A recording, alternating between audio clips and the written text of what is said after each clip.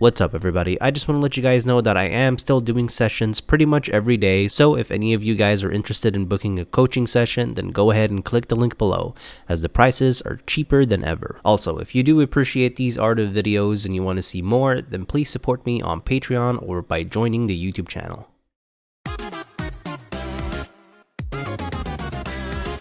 Duck Hunt. All about tricks, control, and mind games. While some believe this is a duo, it is actually a trio. The third member of the team, the Hunter, is off-screen shooting the screen with the NES Zapper. The game plan is pretty simple. Pressure the ground with projectiles and landing aerials, and be ready to react with anti-airs, react with tilts, or react with dash grab. The complex part is actually performing the projectile setups and traps, as well as progressively bringing new tricks and mind games into the battle. Without the can, it is a very basic character, so let's get that out of the way real quick. For pressure, you'll mostly aim to space your landing forward air and more rarely a very low landed neutral air. Back air will be less safe than forward air, but is still fine as long as it's landed and spaced. Tilts are great to react with to punish and cover certain spots, but they're generally punishable against shield, although they do come out fast, so the opponent has to be very quick to punish. The only other safe pressure you'll be able to get is through your specials and combining them well.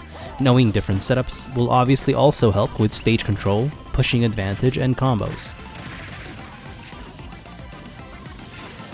At starting percents, the most basic combo you can get is forward throw to dash attack. This works on all characters, but on fast fallers you will need to get them to a little higher percent for it to work. Forward throw can even combo into forward air on some characters, even with DI away, but this doesn't work on everyone. Down throw can sometimes lead into forward air around mid to high percents unless they DI away or have decent escape options, so most of the time it won't really be worth using. Unless the opponent is close to the edge, DIing in, then it might lead into up air for a kill confirm. Otherwise, you'll have to down throw into the can for a kill confirm. Down throw is also great at setting up for platform tech chases, otherwise Duck Hunt's throws won't do so much except launch people off stage, and he doesn't really have any kill throws. Landing forward air will lead into simple combos. If you hit with the tipper strong hit, it'll mostly only be worth to dash attack or dash grab. At later percents, it can also potentially lead to another forward air. The inner sweet spot of forward air will lead into a lot more combos, such as tilts and other aerials.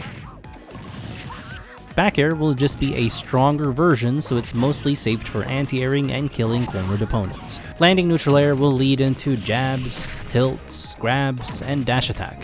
Obvious combos. Later on, only the late hit will combo into the same follow-ups. Around 35%, the initial strong hit will set up for tech chases, while the late weak hit sets up for tech chases around 90%. Down air can potentially combo into up air, but it can be teched, so it'll mostly be used off stage for spiking. Otherwise, aerials will be used to anti-air, short hop buffered aerials, as well as full hop aerials. Up air, for example, will be great because of its big disjoint, exceptional kill power, and combo potential, which can be extended with platforms. It'll even be good for frame trapping as the end lag is very low.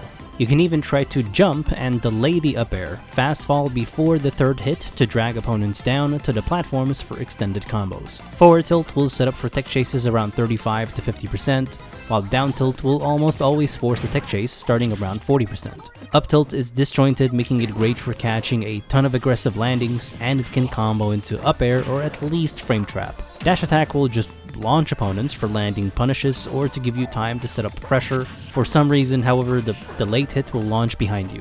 Clay Pigeon is your riskiest but most beneficial combo tool. It comes out pretty slow and has massive end lag, leaving you open for punishes if the opponent jumps over it. It can be tossed softly by inputting a tilt side B, making it move slower and add an arc. And by smash inputting it, it'll travel straight forward much faster. While it's out, you can press B or side B to shoot it. This does mean that you cannot play with the can while the Clay Pigeon is out. If the Clay Pigeon startup animation is interrupted by an attack, the Clay Pigeon will still be sent out as early as frame 1, making it great against weaker projectiles.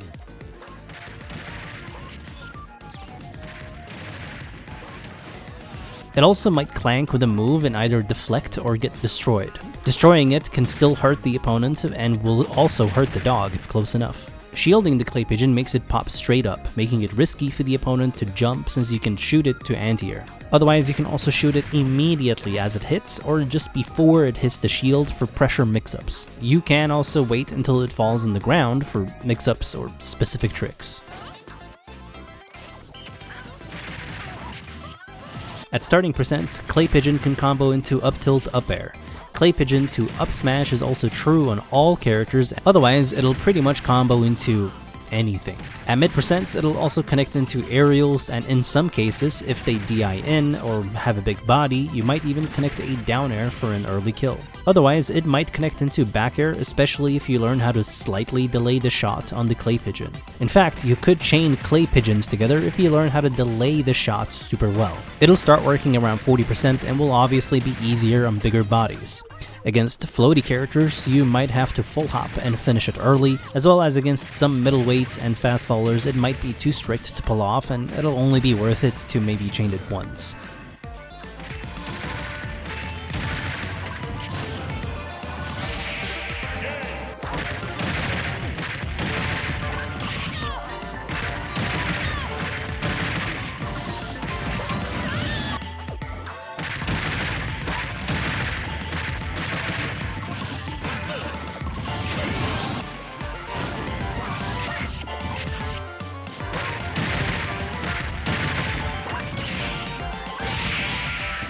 Down B is Wild Gunman.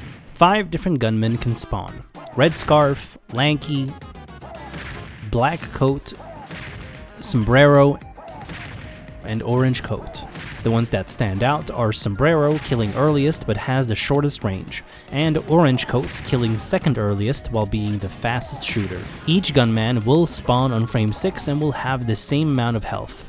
A destroyed gunman will take longer to despawn and respawn, however. The order is randomized, but no gunman will repeat itself in the lineup.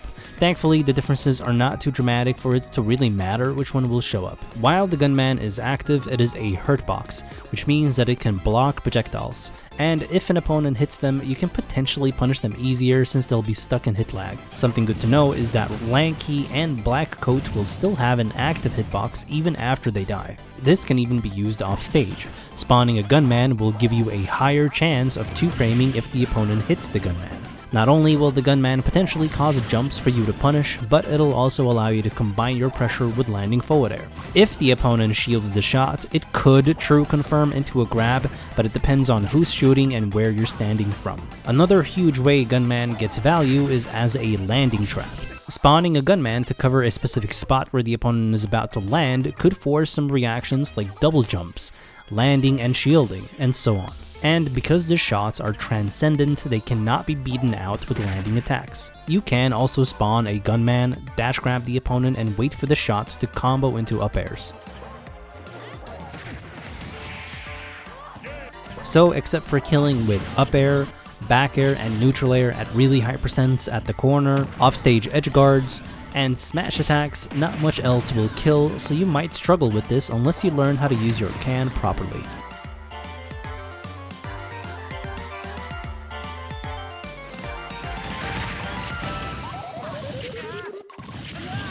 So, the can is basically half the character, and understanding all of its uses, counterplays, and counterplays will be super important. Let's start off with the basics.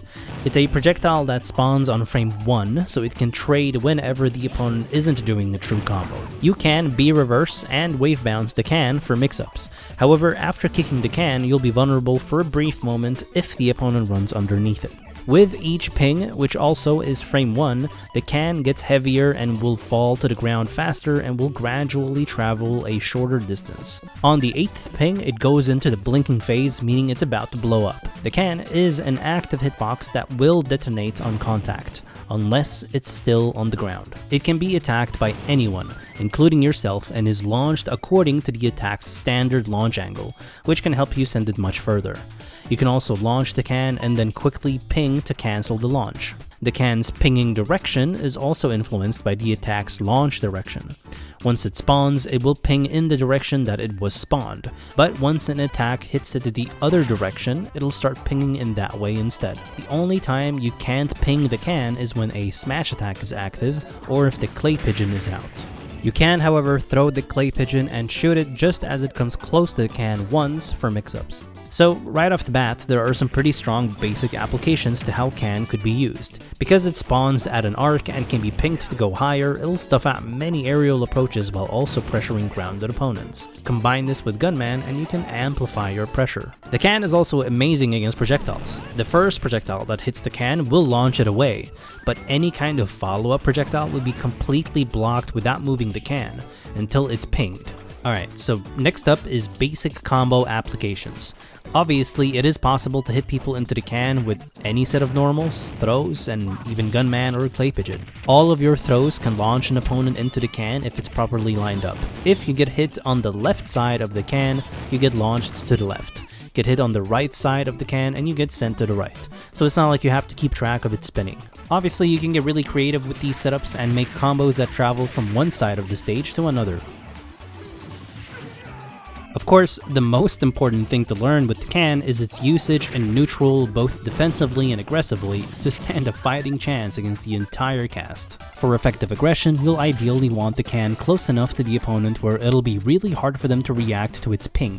From here, you can try to close the gap and take advantage of all of the opponent's potential escape options. Rolls and spot dodges are either caught by you or the can. If the opponent shields close to the can, you can choose to ping it, go for landing aerial pressure, tilt to the can, go for a grab, a shield dash in, set up a Gunman, or be ready to just anti-air.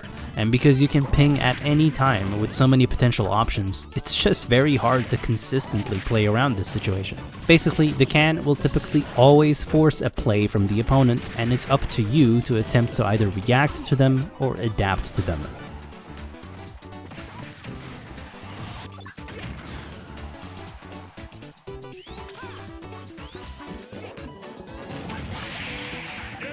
The main counterplay against the can is to just hit it with good spacing so it only gets pinged backwards and hopefully disorients the whole setup. Knowing how to deal with the situation is crucial. So, while the can is launched at the opponent, it can still be hit mid-air to launch it back at Duck Hunt. However, while it's launching back at Duck Hunt, if you ping it mid-air, it won't explode if it collides with Duck Hunt anymore, since he claims ownership of the can as soon as he pings it. If the can gets reflected, it'll typically fly back at the same speed, and once it hits Duck Hunt or the ground, it'll explode. And Duck Hunt won't be able to ping the can after it's been reflected. A really good play is to shield dash into the can, as the shield won't be able to get grabbed since you can react with a frame 1 ping to interrupt the dash grab attempt. This can be really hard for close ranged characters to play around, since landing an aerial can still be punished by Duck Hunt, unless they have a big sword. Other than that, they might try to get around the can with a risky jump or a risky roll, or they'll just back off, which gives Duck Hunt more space to set up a Gunman while pinging the can for pressure while the opponent is cornered. Obviously, this strategy won't be as good against long-ranged grabs and throws that might immediately fling Duck Hunt into the can itself. Against swords, you'll need to be a bit more patient and be willing to play ping-pong with the can a bit more, and look more for anti-airs, grab mix-ups, or more forward air pressure, with or without Gunman, since swordies will want to naturally spend more time in the air. So for defensive play, you can keep staying near your can and use Gunman to block most projectiles while also pressuring the opponent. And remember, you can always simply short hop back from the shield dash and follow up with pressure with or without pinging at the same time. Basically, there's a lot of mix-ups and things to keep track of. For ledge trapping, the can is fairly easy to set up, and reliable as long as you know your positioning. Whenever you're hesitating to edgeguard, you should just place the can at the ledge, while positioning yourself at roll distance. Then you'll be able to react to rolls with anything quick, like a down tilt or a grab to send them into the can, or react to regular get up and double jumps in with a ping, while get up attacks will always launch the can above you for an easy whiff punish. The only hard option to outplay will be ledge jump, by either pinging the can preemptively or challenging them with aerials. The can at the ledge can also potentially punish recoveries that hit past the ledge or don't easily sweet spot the ledge. To punish ledge stalls, you'll simply want to dash down tilt, which typically blows up the opponent, or you F tilt downwards. Forward smash can hit a few characters as well. If the can is placed perfectly, you'll also be able to ping it to punish ledge stalls. This might not work if the can isn't placed at the very edge or if the opponent's ledge hang is too low. Of course, you can simply spawn the can or ping the can at the ledge trapper, but this requires perfect positioning, at which point even the clay pigeon will work. You can also leave the can at the ledge so that when you attempt to 2-frame with down air, you'll have a much higher chance of 2-framing because of the extended hitbox when hitting the can. As nuanced as this all might seem, these are just the basics. The advanced tech go deeper and are still practical, as it's not just useless cool tech. Some of Duck Hunt's normals can actually change the ping direction of the can, like the back hit of neutral air, back air, up tilt, and down air. Back air, for example, will make the can ping towards Duck Hunt instead, for whatever reason. This will be perfect for attempting to pressure an opponent's recovery, and it can end up being pinged to the ledge as well. It's also a decent mix-up in neutral to put the opponent between you and the can. Up air can also be used to both threaten the double jump in if opponents are off stage, and then right after it'll go low, and you'll be able to ping it towards the ledge. Up tilt will be decent for dealing with higher recoveries. And down air can be used after a full hop can to ping it behind you. Another advanced technique is that if you ping the can at the exact moment that it comes in contact with a hitbox, then it simply won't get launched anywhere, and it'll maintain its positioning. This means that it's a great counterplay against opponents trying to hit the can right back at you.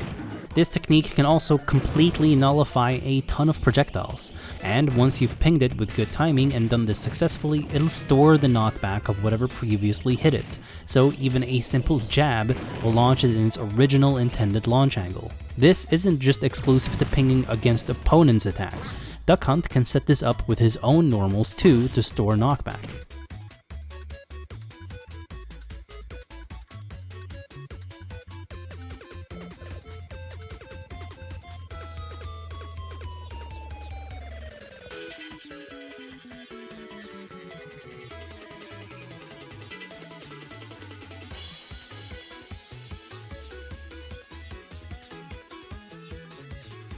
Duck Hunt's recovery has decent reach and maneuverability. However, it is kind of slow and lacks a hitbox, so it's really easy to edgeguard. By itself, it doesn't really have any mix-ups. However, after a certain amount of time, it'll allow you to attack or air dodge to ledge, which could even give further reach to your recovery if you know exactly when it's about to end. Therefore, it is almost always recommended to spawn the can first before recovering. While recovering, you can always ping the can to protect you from above. Pinging it with different timings will make it really hard for even large disjoints and reflectors to deal with this recovery. You could also use Gunman in some situations to protect yourself from a few projectiles, or to shoot the can for even more mix-ups. The can will of course also be able to protect you if you are recovering from above, as long as you let it linger right under you. And if you attack or air dodge out of your up B, you'll cancel the landing lag from up B. You can even cancel your up B with a wall jump. Obviously, the can will also aid Duck Hunt at getting off the ledge, since without it, nothing is really a threat. Except maybe a ledge jump, wave bounce, or a wall jump mix-up. Yeah, the dog can wall jump, don't ask why. Anyways, with the can complicating things for the ledge trapper, it'll just make it easier for you to get up more safely, as it'll give you many more mix-ups.